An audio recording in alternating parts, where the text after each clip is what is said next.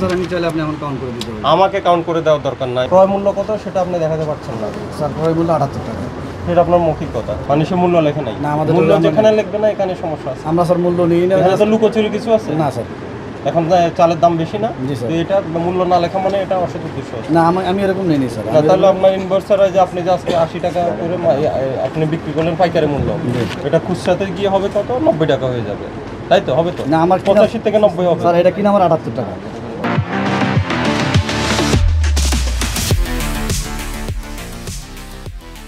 সেটা আমি এই চালান এই জন্যই বলছিলাম স্যার। দিই না, মুখের কথা সেটা আপনার বুঝতে পারছি। আমি এখন আনার বাইরে ফোন দিয়ে না, আপনি এখন ফোন দিয়ে ওর মতো বলবে ওরা। না, আমি এরকম বলবো না, আপনারা আছেন যত বলবো না।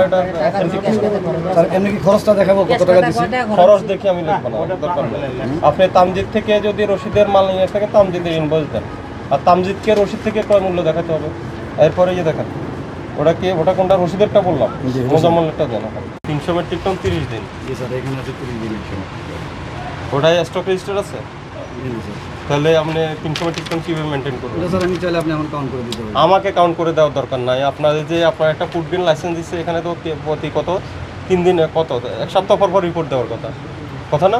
তো আপনি যদি স্টক রেজিস্টার আপডেট না থাকেন, আপনার কাছে 300 মেট্রিক টন কি বেশি আছে না কম আছে এটা বুঝবে কীভাবে? বুঝার উপায় নেই। আপনার মজুদ তো বুঝতে পারবেন না স্যার এখানে 300 দিনের মধ্যে আর আসেন আমরা এতে গোডাউনে যাই।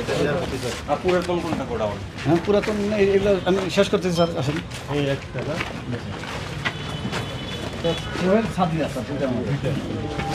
এটা আসছে হলো পরশু দিন। এটা চালান আছে। আচ্ছা, আপনি তো বললেন সব জুনের ওরা তো ডেট দিয়ে রাখছে।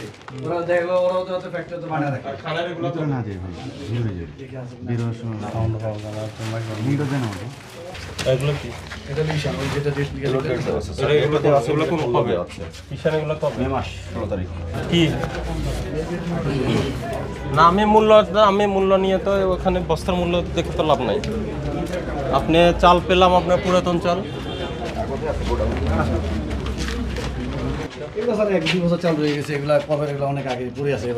এই যে এটা হলো সমস্যা, স্যার 1-2 বস্তা। এই যে 3 বস্তা এটা চাল না? এগুলা চাল না, এগুলা সব হলো এটা তারিখ আছে? না, এগুলা স্যার পোলা চাল তো নোংরা হয়ে গেছে স্যার। এমনি এটা কবে তারিখ আছে নাকি? এই যে পোলা চাল চিনি গুঁড়া চাল এগুলা ঘোলা হয়ে গেছে বলে বিক্রি হয় না। এবার আর ওগুলো কি নজরুল? এগুলো চিনি গুঁড়া ওগুলো ওই যে বিভিন্ন ডাস্ট টাস্ট ময়লা হয়ে গেছে, এগুলো পরে আছে। তো রেখে দিছেন এগুলো সাথে বিক্রি করবেন।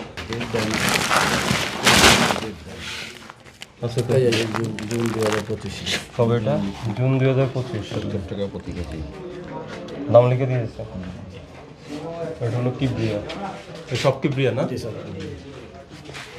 আর এগুলো হলো এগুলো এয়ার ওই যে এগুলো এয়ার দেখা যায়। যেটা আর দেখলাম, এগুলো কবে আসছে?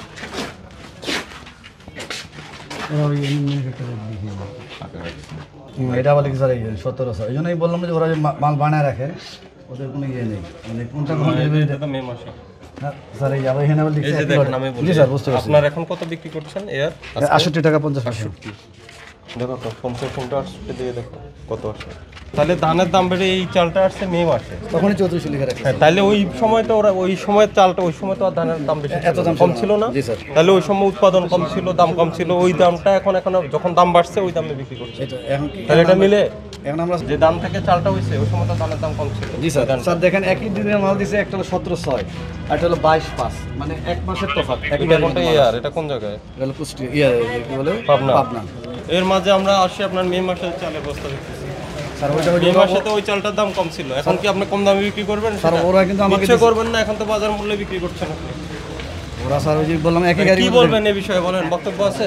এটা কি ঠিক? না স্যার, এটা অবশ্যই ঠিক আপনার তো ওই চালের ক্রয় মূল্য করছে কম মেকারে করছে না?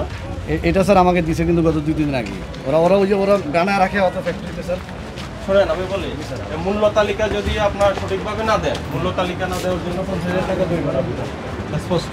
আর আপনার ওই যে রশিদ এবং মোজাম্মেল আমি দেখা দিচ্ছি, আপনি 80 টাকা করে মোজাম্মেলে আপনি পাইকারি দামে বিক্রি করছেন, কিন্তু ক্রয় মূল্য কত সেটা আপনি দেখাতে পারছেন না। স্যার ক্রয় মূল্য 78 টাকা। সেটা আপনার মৌখিক কথা। আমি ঠিক আছে, আমি চাইলে আপনাকে এনে দিতে পারবো, যে বলেন। না, এখন আমি বললাম এনে দিলে তো তাহলে এটা আপনার এটা কি বিশ্বাসযোগ্য হবে? হবে না। আপনাকে 10,000 টাকা আজকে আমরা ফাইন করলাম, আর আপনি ডকুমেন্টগুলো আনেন, বড় করে তালিকাটা আনেন। ওখানে আপনার ক্রয় মূল্য সাথে বিক্রয় মূল্য, আপনি আপনার প্রফিট মার্জিন রেখে আপনি সেল করবেন, সেটা নিয়ে তো কোনো কথা না। ঠিক আছে আপনার ক্রয় মূল্যর যে ডকুমেন্টস ওটা থাকবে, বিক্রয় মূল্যের ডকুমেন্টস ওটা দিয়ে দিবেন স্পষ্ট, আপনি ট্রান্সপারেন্ট। আপনার হলো 300 মেট্রিক টন চাল রাখার কথা, আপনি এটা দৈনিক হিসাব রাখেন, আপনার স্টকে হিসাব রাখেন, আপনার কি পরিমাণ আজকে ঢুকলো চাল আর কি পরিমাণ বের হলো। আপনার স্টক যাতে 300 মেট্রিক টন এক্সিট না করে, কেন আমরা দেখছি যে আপনার এখানে মে মাসের পুরাতন চাল রয়েছে, ঠিক আছে? মে মাসে যখন চাল হয়েছে, মে মাসে তো আপনার চালের দাম কম ছিল, তাহলে আমরা বুঝবো যে ওটা আপনি স্টক করে রেখে দিলেন, যখন দাম বাড়বে তখন বিক্রি করছেন। এই যে এখন দাম বাড়ছে, এখন বিক্রি। আসলে স্যার একটু কথা বলে এক মিনিট, আসলে এরকম কাজটা আমাদের এখানে হয়নি। আমাদের এখানে আপনাকে বলতে সমস্যা না স্যার, কালকেও 3-4 গাড়ি 5 গাড়ি মাল আসে, মাল কিন্তু প্রতিদিন আমাদের বিক্রি হয়ে বের হয়ে যায় স্যার।